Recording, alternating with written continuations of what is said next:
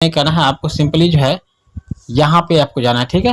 Three dot पे click करना है, कोना में आपको देखने को मिलेगा, इस पर आप क्या करना है, क्लिक करना है। क्लिक करेंगे अब आपको नीचे जाना है और यहाँ पे आपको डाउनलोड का ऑप्शन मिलेगा। इसी डाउनलोड वाले ऑप्शन पे क्लिक कर लेंगे तो ऑफलाइन आपको मतलब डाउनलोड हो जाएगा। उसके बाद आपके मोबाइल में अगर डाटा नहीं भी रहेगा तो आप इसे देख सकेंगे। तो उम्मीद करते हैं आप सारी चीज़ को समझ गए होंगे। अगर यह वीडियो आपको अच्छा लगा है तो चैनल को सब्सक्राइब और लाइक जरूर कीजिएगा। बाकी मिलते हैं दूसरे वीडियो में, तब तक के लिए जय हिंद, वंदे मातरम। नमस्कार साथियों, आप सभी का फिर से एक बार आपके अपना परिवार माधव एनसीईआरटी क्लासेस में स्वागत है। आज के इस वीडियो में हम बात करेंगे सामाजिक विज्ञान और इसमें हम लोग देखेंगे हिस्ट्री देखेंगे। हिस्ट्री का जो चैप्टर होगा हम लोग का वो चैप्टर होगा 2, समाजवाद एवं साम्यवाद। ये सारे एनसीईआरटी बुक से हम आपको क्वेश्चन दे रहे हैं, तो इसलिए हम गारंटी और दावे के साथ हमेशा कहते हैं प्रश्न आपको यहीं से ही पूछेगा, बिल्कुल रूप से गारंटी यहीं से पूछेगा। तो बिल्कुल विश्वास के साथ आप पढ़ के जाइए, एग्जाम में क्वेश्चन डायरेक्ट आपको देखने को मिल जाएगा और आप अच्छे से अच्छे अंक ला सकते हैं। पिछले कई वर्षों का रिकॉर्ड है, हमने यहाँ से एनसीईआरटी बुक से ही सारे प्रश्न दिए हैं और सारे के सारे प्रश्न आपके एग्जाम में डायरेक्ट रूप से मिल जाता है। तो पहला प्रश्न इस चैप्टर का जो वो प्रश्न आपसे पूछा गया है, चेका क्या था। दोस्तों चेका क्या था? चेका एक पुलिस का संगठन था, अर्थात ये पुलिस दस्ता हो जाएगा, सॉरी एक सेना का टुकड़ा हो जाएगा, ठीक है। ऑप्शन आपका एक, ऑप्शन नंबर ए हो जाएगा। दूसरा जो क्वेश्चन है यहाँ पर पुलिस दस्ता, सॉरी बी ही ऑप्शन हो जाएगा, पुलिस संगठन या पुलिस दस्ता। दूसरा जो प्रश्न है यहाँ पे ध्यान दीजिएगा, पहला प्रश्न में हमने थोड़ा सा मिस्टेक किए थे तो आप लोग घबराइएगा नहीं और कहीं से गलत नहीं समझिएगा, थोड़ा सा हो जाता है बोलने और टिक मारने में थोड़ा मिस्टेक हो गया था। दूसरा प्रश्न है निम्नांकित में कौन यूरोपियन समाजवादी नहीं था। यूरोपियन समाजवादी कौन नहीं था, तो वो हो जाएगा कार्ल मार्क्स। कार्ल मार्क्स से जुड़े एक सवाल पूछा जाता है, इनका जन्म कब हुआ था, तो 1818 ईस्वी में हुआ था। इस चीज को आप याद रखिएगा। अगला प्रश्न आपका 3 नंबर है, बोल्शेविक क्रांति कब हुई थी। दोस्तों बोल्शेविक क्रांति कब हुई थी, तो बोल्शेविक क्रांति जो है ये यहाँ पे 2 कैलेंडर था। रूस की ये घटना है, ये नवंबर 1917 में हुआ था। इस चीज को आपको याद रखना होगा। और इसका नेता कौन थे, बोल्शेविक क्रांति के नेता थे, उनका नाम था लेनिन। इसको आप याद रखिएगा, निश्चित रूप से लेनिन से जुड़े सवाल पूछा जाएगा। लेनिन की मृत्यु 1924 ईस्वी में हो गया था। इस चीज को आप याद रखिएगा, हो सके तो स्क्रीनशॉट भी ले लेते।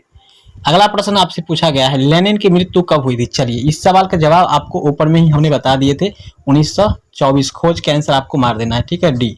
याद रखिएगा 1921 में क्या हुआ था, यहाँ से भी प्रश्न आपसे पूछा जाता है। आर्थिक योजना बना था, ठीक है, या फिर योजना का गठन हुआ था, आर्थिक योजना का गठन हुआ था। आगे भी आपको प्रश्न देखने को मिल जाएगा। अंतर्राष्ट्रीय महिला दिवस कब मनाया जाता है। देखिए अंतर्राष्ट्रीय महिला दिवस, अंतर्राष्ट्रीय महिला दिवस आपको 8 मार्च को मनाया जाता है। ऑप्शन आपका डी हो जाएगा। ये भी VVI प्रश्न है, याद रखिएगा आप लोग। चलिए अगला प्रश्न है, ब्रेस्टा-लिटोवस्क की संधि किन देशों के बीच हुई थी। यह 2 देशों के बीच हुई थी। वह देश था आपका, एक था रूस और दूसरा था Germany. Option D is the correct answer this question. इस क्वेश्चन का आंसर जो है आपका डी ऑप्शन बिल्कुल रूप से सही था। साथ है रूस का पहला समाजवादी कौन था। देखिए रूस का पहला समाजवादी है, वैसे माना जाता है प्लाखानोव, लेकिन बाद में कार्ल मार्क्स का नाम आया, ठीक है, कार्ल मार्क्स। याद रखिएगा कार्ल मार्क्स आया था। इसमें ऑप्शन नहीं है तो आपको यहाँ पे बी ऑप्शन मारना है, ठीक है, आपका बी ऑप्शन जो करेक्ट हो जाएगा आंसर। 8वां प्रश्न है, कार्ल मार्क्स का जन्म किस वर्ष हुआ था। इस प्रश्न का जवाब हमने आपको ऊपर में ही बता दिया था, 1818। ऑप्शन बी, कहीं से आप लोग गलती नहीं कर सकते हैं। और आप लोग के मन में सवाल उठ भी गया होगा कि गुरुजी बी ऑप्शन हो जाएगा। रासपुटिन कौन था। देखिए 9 नंबर प्रश्न है, रासपुटिन कौन था। रासपुटिन कौन था, देखिए नाम से ही स्पष्ट होता है, रासपुटिन बिल्कुल रूप से एक भ्रष्ट पादरी था। ये ऑप्शन नंबर ए आपका हो जाएगा, भ्रष्ट पादरी था। ऑप्शन नंबर ए हो जाएगा आपका। 10वां प्रश्न है, लेनिन के ब्रेस्टा-लिटोवस्क की संधि किस राष्ट्र के साथ किया था। देखिए लेनिन कहाँ का था भाई, तो याद रखिएगा लेनिन रूस के थे। और संधि किसके बीच हुआ था, ब्रेस्ट-लिटोवस्क हमने ऊपर में बताए थे, रूस और जर्मनी। तो ये लेनिन यानी रूस ने किसके साथ किया था, जर्मनी के साथ। ऑप्शन सी जो है आपका वो सही हो जाएगा। चलिए अगला प्रश्न आपका है, नई आर्थिक नीति कब लागू हुई थी। चलिए हमने आपको ऊपर में भी बताई थी, नई आर्थिक नीति या आर्थिक नीति योजना का गठन कब हुआ था। तो 1921 हो जाएगा। 1924 में लेनिन की मृत्यु, बार बार बता रहे हैं लेनिन की मृत्यु याद रखिएगा, लेनिन की मृत्यु आपको याद रखना है। काफी ये कंपटीशन में भी यहाँ से प्रश्न पूछता है, जितना भी इंटर लेवल का कंपटीशन होता है वहां पे 10 मार्क्स से और खास करके ये सामाजिक विज्ञान से प्रश्न आपको भी देखने को मिलेगा। 12 नंबर प्रश्न है, दास कैपिटल की रचना किसने की थी? देखिए ये बहुत ही महत्वपूर्ण है। दास कैपिटल की रचना कार्ल मार्क्स ने किए थे। ये बिल्कुल रूप से आप सही कर सकते हैं। अगला प्रश्न आपका 13, समाजवादी दर्शन किस पर बल देता है? जो समाजवादी के लोग होते हैं वो किस पर बल देते हैं, किस चीज पर?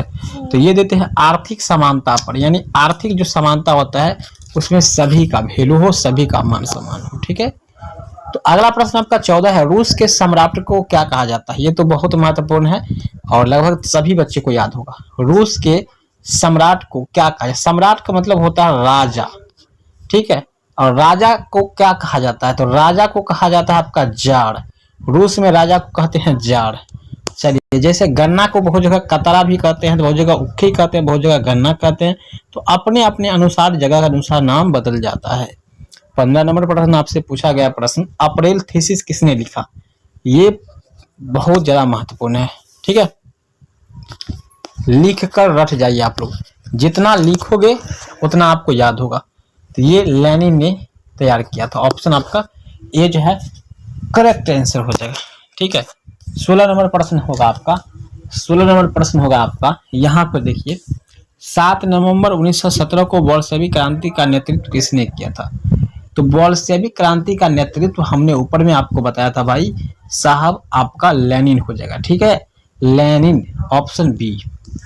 17 प्रश्न, माँ उपन्यास के लेखक कौन है? वाह क्या बात है, माँ, माँ तो माँ होती है, सभी के माँ को हमारा नमस्कार। तो माँ उपन्यास के लेखक कौन है भाई? तो इसका है गोर्की। ऑप्शन आपका सी हो जाएगा। चलिए, 18 नंबर प्रश्न है, 1917 की पहली रूसी क्रांति के किस नाम से जाना जाता है? तो 1917 का जो क्रांति हुआ था वो बोल्शेविक क्रांति हुआ था, उस क्रांति का नाम था बोल्शेविक। और ये बोल्शेविक क्रांति जो है ये हुआ था अक्टूबर में। वहां 2 कैलेंडर था, जूलियन कैलेंडर और ग्रेगोरियन कैलेंडर। तो एक कैलेंडर के अनुसार था नवंबर दिन, एक कैलेंडर के अनुसार था अक्टूबर दिन। तो यहाँ पे पहली रूसी क्रांति को आप रूस की क्रांति के नाम से कह सकते हैं, आप अक्टूबर की क्रांति से नाम से जानते हैं। नवंबर 1917 की रूस क्रांति के बाद स्थापित सरकार का प्रधान कौन था? प्रधान जो था वो लेनिन था, क्योंकि लेनिन के हाथ में था सारा चीज। चलिए, अगला प्रश्न आपसे पूछा गया है, समाजवाद शब्द का प्रयोग पहली बार किस वर्ष किया गया था? समाजवाद शब्द का प्रयोग पहली बार किस वर्ष किया गया था?